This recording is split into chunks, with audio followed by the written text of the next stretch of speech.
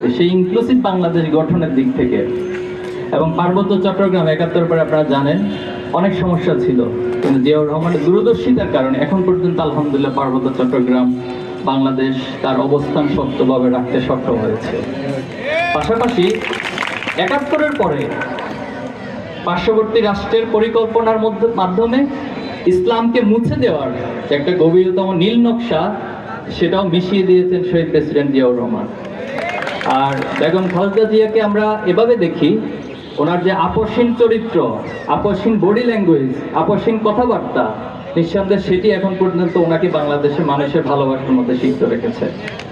আমরা চাই আগামী দিনে ছাত্র শিবির, ছাত্র দল, অপরাপর যারা এই ফ্যাসিবাদ বিরোধী আন্দোলনে ভূমিকা রেখেছে তারা ঐক্যবদ্ধভাবে বাংলাদেশকে এগিয়ে নিব।